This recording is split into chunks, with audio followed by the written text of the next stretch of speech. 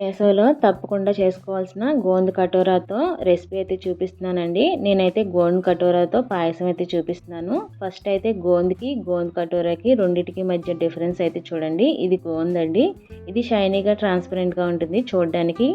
ఇది వాటర్లో వేసుకోగానే చక్కగా మెల్ట్ అయిపోతుంది. ఇది గోంద కటీరా అండి. దీంతో మనం రెసిపీస్ చేసుకుంటాం. దీన్ని వాటర్లో మనం గనక నానబెట్టుకుంటే జెల్లీలా ఫామ్ అవుతుందండి. దీంతోనే మనం పాయసం అయితే చేసుకుంటున్నాము. ఇప్పుడు మనం చూసారు కదా, ఇది ఒంట్లో వేడిని తగ్గిస్తుంది. ఈ వేసవకాలంలో ఎక్కువగా యూజ్ చేస్తారు దీన్ని.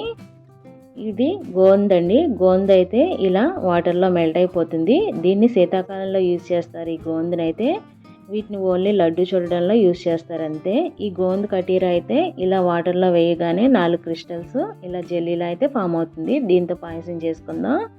ఫస్ట్ అయితే నేను ఒక 1 కప్ వరకు సగ్గుబియ్యం తీసుకొని క్లీన్ చేసేసుకొని నానబెట్టుకుంటున్నానండి. నేను ఒక 20 నిమిషాలు నానబెట్టుకున్నాను అంతే. నానబెట్టుకున్నాక ఇలా నాకు పెద్దగా బబుల్స్లా అయితే అయినాయి. ఇప్పుడు నేను 1/2 లీటరు ఫ్యాట్ మిల్క్ తీసుకుంటున్నాను. ఫ్యాట్ మిల్కే తీసుకోండి. ఫ్యాట్ మిల్క్ అయితేనే పాయసం మనకి టేస్టీగా ఉంటుంది.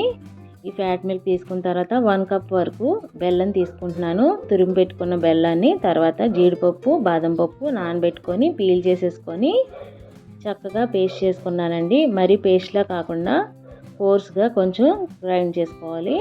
ఇప్పుడు ఒక బౌల్ తీసుకొని ఆ బౌల్లోకి కొంచెం నెయ్యి వేసుకొని డ్రై ఫ్రూట్స్ అయితే ఫ్రై చేసేసుకుంటున్నాను గార్నిషింగ్ కోసమని. తర్వాత నానబెట్టుకున్న సగ్గుబియ్యం కూడా వేసుకొని ఉడికించుకుంటున్నానండి. చూసారు కదా, జీడిపప్పు, బాదం పప్పు అయితే ఇలా ముక్కలుగా అయితే నేను పేస్ట్ చేసుకున్నాను.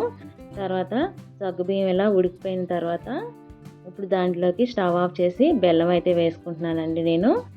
బెల్లం వేసుకున్న తర్వాత జీడిపప్పు, బాదం పప్పు పేస్ట్ ఉంది కూడా, అది కూడా వేసుకొని తర్వాత కొంచెం సాల్ట్, తర్వాత ఇలాచీ పౌడర్ 1 కప్ వరకు కటోరా మొత్తం కూడా వేసుకొని మిక్స్ చేసేసుకుంటున్నాను. ఇప్పుడు వేరొక బౌల్లోకి తీసుకొని సర్వ్ చేసేసుకుంటున్నాను.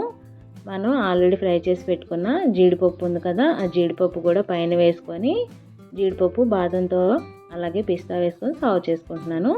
అంతేనండి, ఎంతో టేస్టీగా అండి కటోరా పాయసం అయితే రెడీ అయిపోయింది. వీడియో నచ్చితే please like, share, subscribe. Thanks for watching.